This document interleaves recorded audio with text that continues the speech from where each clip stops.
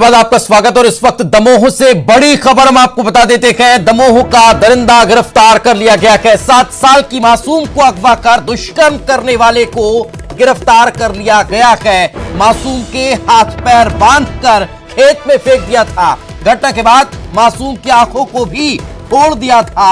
ऐसे दरिंदे को गिरफ्तार कर लिया गया है। तो दमोह का दरिंदा अब गिरफ्तार हो चुका है। ये बड़ी खबर इस वक्त हम आपको बता रहे हैं। हमारे सहयोगी धर्मेश पांडे हमारे साथ जुड़ चुके हैं। धर्मेश, कैसे हो पाई गिरफ्तारी?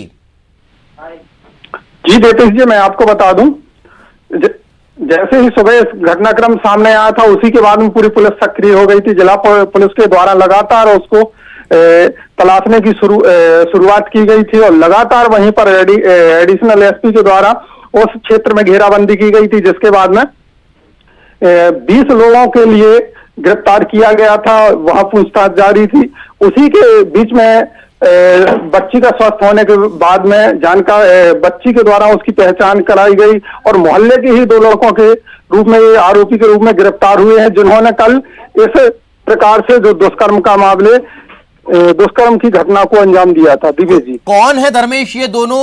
आसपास के रहने वाले क्या है? जान पहचान वाले क्या है? क्या विकृत मानसिकता के लोग हैं? कौन ये दोनों?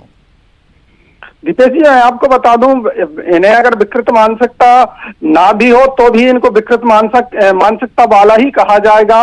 इतनी शर्मनाक घटना को अंजाम देने वाले लोगों को कहीं इंसानियत की श्रेणी में तो नहीं लाया जा सकता है। और ये जो थे, इनकी पहचान अभी तक पुलिस के द्वारा स्पष्ट नहीं की गई है। ये खुलासा 7:30 बजे किया जाएगा।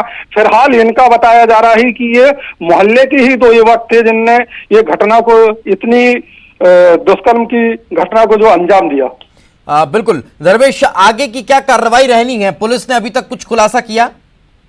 पुलिस इस संबंध में पूरा का पूरा, दिव्य जी मैं आपको बता दूं, 7:30 बजे इस पर ब्रीफ करेगी और सारा का सारा जो घटनाक्रम है, किस प्रकार से मासूम को कल देर शाम जो उठाया था, कहां से ये कहां ले गए थे, किस प्रकार से इन्होंने घटना को अंजाम दिया है। तो अभी इस संबंध में जो सागर जोन के जो डीआईजी, पहले यहाँ पर डीआईजी पहुंचे थे, उसके बाद में आईजी आप पहुंचे हैं और कुछ ही देर में ये जवेरा से किला दमोह पहुंच करके और नए कंट्रोल रूम में इनके द्वारा इस पूरे मामले को लेकर के और खुलासा होगा। धर्मेश, इनका पुराना भी कोई आपराधिक रिकॉर्ड रहा है क्या? अभी इसके संबंध में इनका अभी पुराने रिकॉर्ड की कोई अब बात सामने नहीं आ रही है दीपेश जी, कि इनका कोई पुराना रिकॉर्ड इस तरीके से रहा। बाकी ये जरूर है कि ये कोई नाबालिग लड़के नहीं है। ये एक 25 से 30 उम्र दराज के 2 युवक हैं, जिन्होंने एक समझदार होने के बावजूद, कोई ऐसे ये लोग नहीं थे कि नासमझ बच्चे हो या नाबालिग हो। ये युवक थे और इनने जानबूझ करके इस प्रकार की जो घटना को अंजाम दिया है, बेशक ही शर्मनाक है। दिव्य धर्मेश, इन्होंने कबूल कर लिया अपना गुनाह? अभी हाँ दीपेश जी, आपको बता दूं कि पुलिस के सामने जैसे ही बच्ची, सूत्रों के हवाले से जो बात आई है, बच्ची के स्वास्थ्य में सुधार हुआ, वो बच्ची ने ही इन लोगों के नाम बताए कि ये लोग थे, मोहल्ले के लोग थे। उसके बाद में और ये पुलिस की अभी गिरफ्त में आने के बाद में अभी इसमें स्पष्ट तौर से अभी इनने स्वीकारा है कि नहीं स्वीकारा, ये पुलिस स्पष्ट करेगी।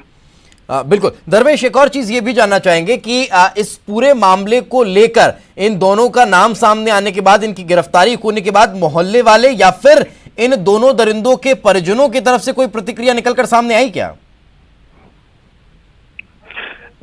पूरे मामले को लेकर के जो परिजन हैं वो दीपेश जी बहुत ही ज्यादा दुखी हैं। इस संबंध में घटना को लेकर के कुछ भी कहने की स्थिति में नहीं है। दूसरी चीज, ग्रामीण क्षेत्र का मामला है, लॉकडाउन चल रहा, तो एक दूसरे के संपर्क में कोई नहीं आ रहा और ना ही सुबह जरूर हंगामा हुआ था। सुबह हंगामा हुआ था, लेकिन उसके बाद की स्थितियां अभी स्पष्ट तौर पर कुछ भी कही नहीं जा सकती है। बहुत बहुत शुक्रिया धर्मेश इस तमाम जानकारी के लिए।